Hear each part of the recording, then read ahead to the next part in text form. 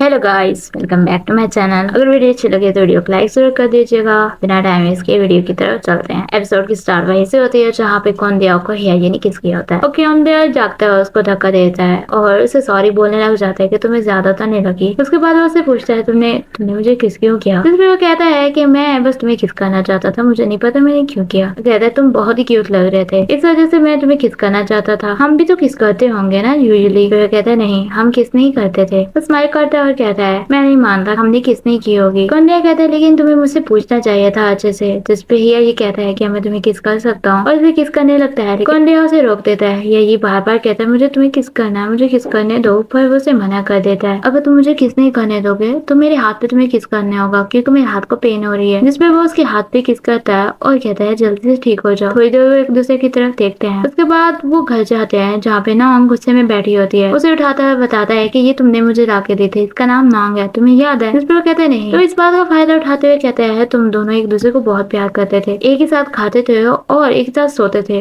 इकट्ठे रहते थे। जिसपे हिया ये कहता है मुझे नहीं लगता ये सब सच है। और कैसे कहता है नोंग को कि तुम नाराज क्यों हो रही हो, इसे सब कुछ याद नहीं है क्योंकि इसकी याददाश्त चली गई है। वो उसे कहता है कि तुमसे नाराज है, तुम्हें इसे मनाना होगा। ये कहता है मुझे नहीं पता मैं इसे कैसे मनाऊं। तो उसे इसे किस करने को कहता है। ये दिल में कहता है तुम तो काफी आगे नहीं चले गए बेबी। उसके गाल पे किस कर देता है। कौंडिन्य वहाँ से शाय होते हुए चला जाता है। उसके पास आता है, कहता है तुम मुझसे नाराज हो। जिसपे कौंडिन्य कहता है तुमने मुझे किस क्यों किया, मैं तुम्हें नोंग को करने को कह रहा था। जिसपे कहता है मुझे नहीं पता था किसको करना है, नोंग को करना है या तुम्हें करना है। तभी वो कहता है तुम अपने कॉन्डो में जा रहे हो ना, वहाँ पे तुम वहीं पे सोते थे। जिसपे कहता है कौन सा कॉन्डो, मुझे नहीं पता, मुझे नहीं जाना वहाँ पे। तो वो कहता है जब तुम मुझे छोड़ने के लिए आते थे यहाँ पे, उसके बाद थोड़ी देर रुकने के बाद तुम यहाँ से चले जाते थे। ये कहता है मैं यहाँ से नहीं जाऊंगा, यहीं पे रहूंगा और मेरा ख्याल कौन रखेगा कॉन्डो में अगर मैं वहाँ पे चला गया तो। कौंडिन्य कहता है हमारा ब्रेकअप हो चुका ही है और तुम वहीं पे जाके रहोगे। जब हम वापस आएंगे हॉस्पिटल से तो तुम मेरे साथ ब्रेकअप कर लोगे। लेकिन ये कहता है तब मैं कंफ्यूज था, लेकिन आगे से कौंडिन्य कहता है तुमने मुझे प्रॉमिस किया था। ये कहता है डॉक्यूमेंट्स कहाँ है जो मैंने तुम्हें प्रॉमिस के तौर पे दिए थे, मैंने तो तुम्हें कभी प्रॉमिस नहीं किया था कि हम दोनों ब्रेकअप कर लेंगे। कौंडिन्य कहता है तुमने जब अपनी याददाश्त खोई थी उससे पहले हमारा ब्रेकअप हो चुका था, तुमने मुझे कहा था और कहा था तुम किसी और से शादी करने वाले हो। यही कहकर वहाँ से वो चला जाता है। जिसपे हिया ये दिल में कहता है कि तुम मुझे पागल नहीं बना सकते ना।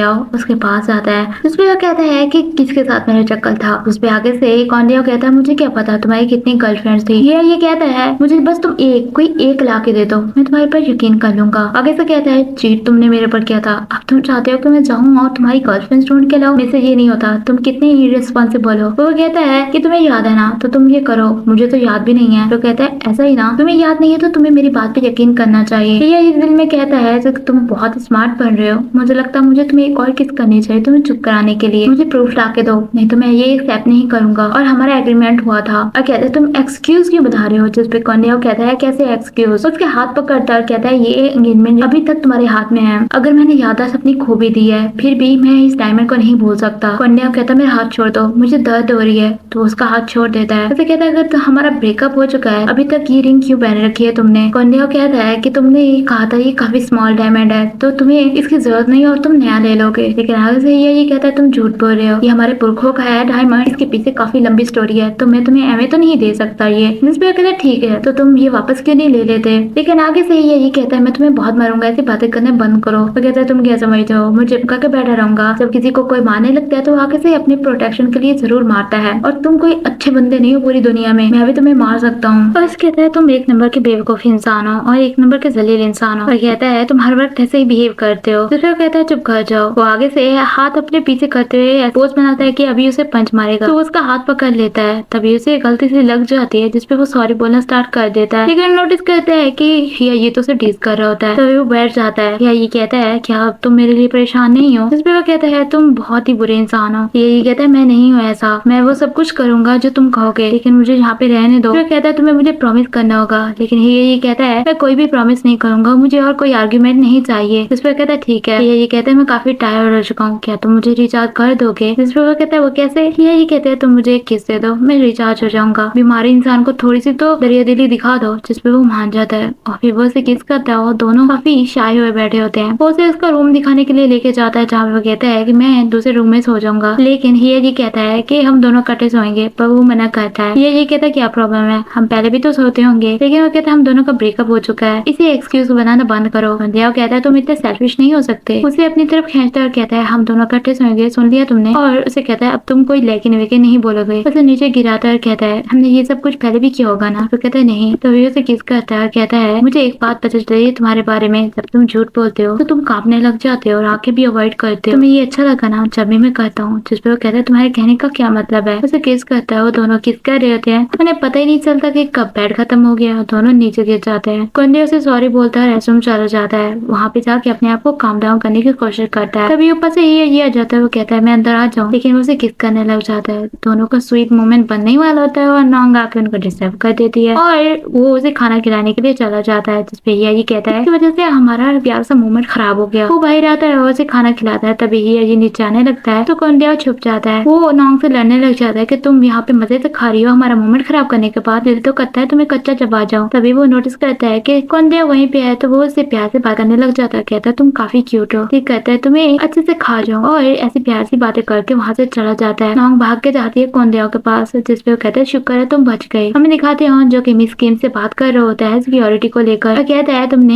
मीडिया से बात कर ली, कार हमें वापस चाहिए पुलिस स्टेशन से। जिसपे वो कहती है इस बारे में तुम टेंशन मत लो, मैं इस फैमिली की हमेशा प्रोटेक्शन करती रहूंगी और इनकी इमेज को खराब नहीं दूंगी। और कहती है मुझे याद है मुझे अपना मुंह बंद रखना है और उसे थैंक यू बोलता है और कहता है इस तरह के वक्त में हमारी मदद करने के लिए थैंक यू सेक्रेटरी किम। तो कहती है कोई बात नहीं मिस्टर जियो और चैन फैमिली के लिए तो मैं कुछ भी कर सकती हूँ। तभी उसे याद आता है कि उसे अपने बेबी को दूध पिलाना था तो वो वहाँ से चली जाती है। ऑन सबको ऑर्डर देता है कि और सिक्योरिटी बढ़ानी होगी। जिसपे वो ओके बोलते हैं। ये नीचे आता खाना खाने के लिए, पूछता खाने में क्या, तो वो बताता तुम्हारा फेवरेट सूप है। वहाँ से वो जाने लगता है तो ये कहता है तुम नहीं खाओगे। तो वो कहता है मैंने एक बंदे के लिए ऑर्डर किया था। ये कहता है तो फिर ऑर्डर कर दो और, लेकिन वो कहता है मुझे ये बिल्कुल नहीं पसंद। ये कहता है अगर तुम नहीं खाओगे तो मैं भी नहीं खाऊंगा। वनडिया कहता है तुम ऐसा नहीं कर सकते क्योंकि तुम्हें मेडिसिन लेनी है, आज तुमने कुछ भी नहीं खाया था। वो नाटक करने लग जाता है कि मेरे हाथ में दर्द है, देखो कितना रेड हो गया है ना, शायद बेड से नीचे गिरने की वजह से है। उस पर कौंडिया कहता है तुमने सही कहा, तो तुम्हें हॉस्पिटल लेकर जाना चाहिए। तो वो कहता है मैं घर पे ठीक हूँ, मेडिसिन लेने के बाद ठीक हो जाऊंगा। क्या तुम मुझे खाना खिला सकते हो क्योंकि मेरे हाथ में चोट लगी है ना। फिर कौंडिया कहता है तुम बच्चों की तरह से बात क्यों कर रहे हो, मुझे लगता है तुम्हारा चेकअप कराना होगा तुम्हारे दिमाग का। इस पे हिया जी कहता है इसका मतलब तुम्हें मेरा दूसरा वर्जन पसंद था। जिस पे वो कहता है मुझे तुम्हारा कोई भी वर्जन नहीं पसंद, मैं तो चाहता तुम जल्दी से ठीक हो जाओ। उसे खाने खाने को कहता है कोई पागल वाली हरकतें मत करना। हिया जी कहता है तब तक सही से हरकतें करता रहूंगा जब तक तुम मुझे नहीं छोड़ोगे, तुम्हारी हर बात मानूंगा। इस पे वो कहता है ठीक है फिर नीचे बैठ जाओ। वो नीचे बैठने वाला होता है पर वो कहता है मैं मजाक कर रहा था, ऊपर ही बैठ जाओ। और वो बैठा उसे खाना खिला रहा था। कहता है तुम्हें अच्छा लगा। तो आगे से कहता है मुझे ये अच्छा लगा लेकिन नोंग का शायद मीट ज्यादा अच्छा होगा। तो उसे मना करता है मैं तुम्हें नहीं खाने दूंगा नोंग को, और उसे खाना खिलाता है। ये सोए पड़ा होता है। कौंडिया उसके पास आके बैठता है और कहता है तुम अकेले नहीं रह सकते क्या। हाँ आज पहला दिन था, मैं तुम्हें सबक सिखा के रहूंगा। उसके फेस को टच करता है, हार्ट बीट चेक करता है और कहता है गुड नाइट, अच्छे से सो जाना,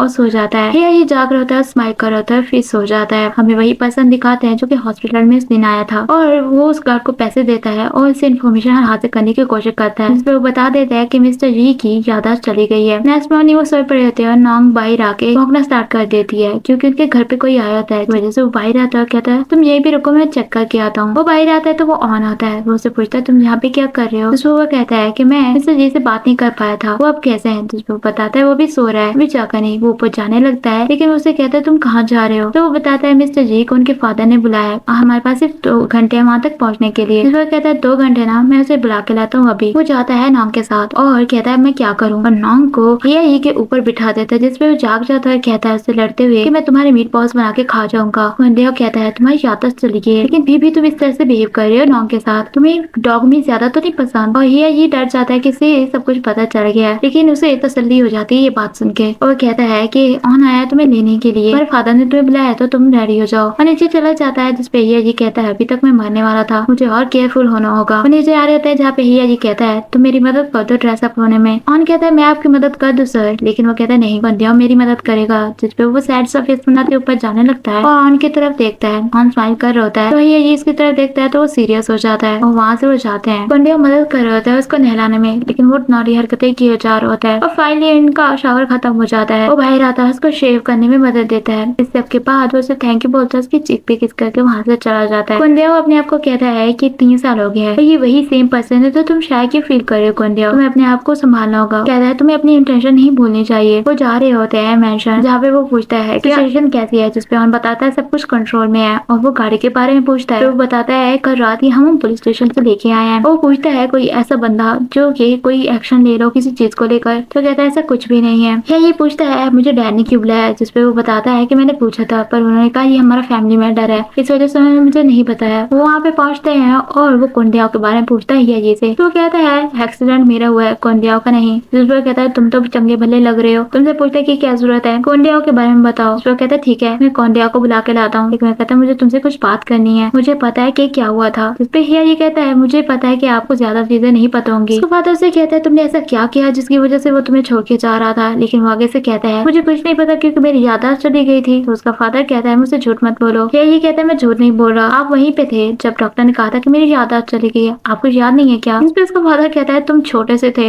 जब से मैंने तुम्हें पाला पोसा है, तो मेरे साथ ऐसे मत बनो, मुझे तुम बेवकूफ नहीं बना सकते। फिर ये कहता है चलो मान लें कि मुझे एनिमेंसिया नहीं है, लेकिन मुझ पे यकीन रखे कि इनकी वजह से मैं काफी फायदे वाली चीजें करूंगा। तो कहता है इसका मतलब तुम्हें कोई आइडिया नहीं है कि वो तुम्हें छोड़ के क्यों जा रहा था। ठीक है, ये कहता है उसने मुझे छोड़ा नहीं, लेकिन कहता है ऑलमोस्ट तुम्हें छोड़ने ही वाला था, तुम एक नंबर की इडियट हो। कहता है तुमने अच्छे से उसका ख्याल नहीं रखा, तुम काम के साथ इतने बिजी हो गए कि तुम उसे भूल ही गए। मतलब कितना पेशेंस दिखाता वो। ये कहता है आप मेरे बारे में बात करें कि अपने बारे में। उसका फादर कहता है मैंने जो मिस्टेक्स की थी वो मैं ठीक नहीं कर सकता, इस वजह से मैं तुम्हें सिखा रहा हूँ कि तुम अपनी मिस्टेक को ठीक कर लो, तुम्हारे पास अभी भी टाइम है, तुम सब कुछ ठीक कर सकते हो और इसे मना लो। ये कहता है आप किसके साइड लेंगे, मेरी या कोंडियाओ की। तो कोंडियाओ की साइड लेता है। वो कहता है कि मैं आपका बेटा हूँ, लेकिन मैं कहता है नहीं, मैं तो कोंडियाओ की साइड लूंगा। तो कहता है ठीक है, हमें कुआ दिखाते हैं जिसके पास कोंडियाओ आया था और वो से बात पूछता है कि क्या बात है, क्या चल रहा है। तो वो बताता है कि हियाजी बिल्कुल डिफरेंट पर्सन बन चुका है, वो काफी स्वीट हो चुका है, पहले से ज्यादा वार्म हो चुका है और मेरे बारे में ज्यादा सोचता है। वो कहता है ये तो फिर अच्छी बात है, और इसके सारे इमोशन को खराब करते हुए कहता है चलो खाना खाने चलते हैं, जिसपे काफी सैड हो जाता है। वो खाना खा रहे होते हैं जहाँ पे कोंडियाओ कहता है लेकिन एक चीज मुझे कंफ्यूज कर रही है, वो अभी भी नोंग से क्यों नफरत करता है, और मुझे ऐसे लगता है जैसे अगर उसकी याददाश्त वापस आ गई तो वो मुझसे शादी नहीं करेगा, वो मुझे छोड़ देगा, सब कुछ पहले की तरह हो जाएगा। जिसपे वो कहता है ऐसा सोचना बंद करो, सब कुछ ठीक हो जाएगा, और क्या पता जो तुम्हारे लिए प्यार था छुपा हुआ वो सब कुछ बाहर आ रहा है। तुम्हें पॉजिटिव सोचना चाहिए और जो तुम करना चाहते हो तुम करो, जहाँ पे तुम जाना चाहते हो जाओ और अपनी लाइफ एंजॉय करो। कोंडियाओ कहता है क्या मैं ऐसा कर पाऊंगा। तो कहता है कुछ भी हो, मैं हमेशा तुम्हारे साथ रहूंगा। जिसपे वो एक दूसरे को आई लव यू कहते हैं और कुआ उसकी चीज को खींच रहा होता है। जहाँ पे कोंडियाओ आ जाता है तो वो पूछता है तुम यहाँ पे क्या कर रहे हो। तो वो बताता है कि मुझे ऑन लेके आया है, और कहता है तुम कौन हो। जिसपे वो बताता है कि मैं कुआ हूँ, पार्टनर इस घर के ओनर का। जिसपे कहता है अच्छा तो तुम उसके हस्बैंड हो, लेकिन तुम कोंडियाओ की चीज को पीच क्यों कर रहे थे। जिसपे कुआ कहता है कि हम पहले भी ऐसे करते हो, और फिर से उसकी चीज को पिंच करता है। तो वो कहता है कोंडियाओ को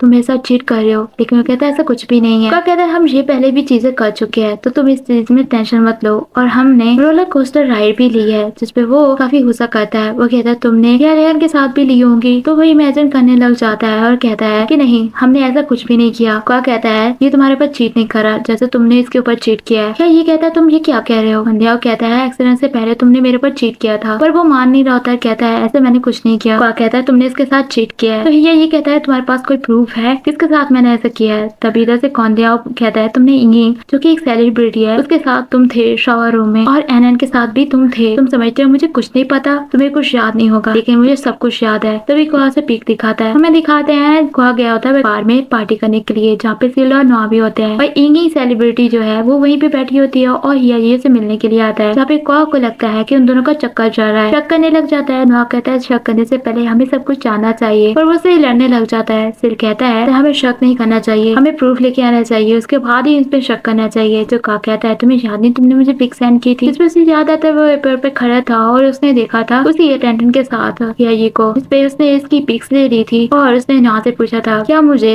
मेरे फ्रेंड के बॉयफ्रेंड के बारे में मेरे फ्रेंड को बताना चाहिए कि नहीं। जिसपे कहता है अगर तुम उसके क्लोज हो तो तुम्हें बताना चाहिए, अगर नहीं हो तो तुम्हें इस बारे में नहीं सोचना चाहिए। तो वो कहता है मैं उसके काफी क्लोज हूँ। तो नोआ कहता है ये तुम्हारे पर डिपेंड करता है। जिसपे वो पिक सेंड कर देता है और यही पिक दिखा रहा होता है। ये कहता है तुम गलत समझ रहे हो, ऐसा कुछ भी नहीं है, तुमने मेरे से क्यों नहीं पूछा। कोंडियाओ कहता है अगर मैं तुमसे पूछता तो तुम क्या सच में मुझे सच बता देते। वो कहता है चीटर्स हमेशा झूठ बोलते हैं, और इस वजह से हमने इस बंदे से पूछा जो सच ही बोलता है। वो लियान का नाम लेता और कहता है उसने हमें बताया कि तुम उनके साथ थे और काफी क्लोज होने के साथ। तभी इधर से लियान आ जाता है जो कि इन चीजों से बेखबर होता है, और हियाजी इसकी तरफ गुस्से से देख रहा होता है। लियान वैसे ही खड़ा होता है और एपिसोड यहीं पे खत्म हो जाती है। अगर वीडियो अच्छी लगी हो तो वीडियो को लाइक जरूर कर देना, और मेरे चैनल को सब्सक्राइब कर देना, बेल आइकन को दबाना मत भूलना ताकि मेरी नेक्स्ट वीडियो की नोटिफिकेशन आपको मिल सके। Thanks for watching.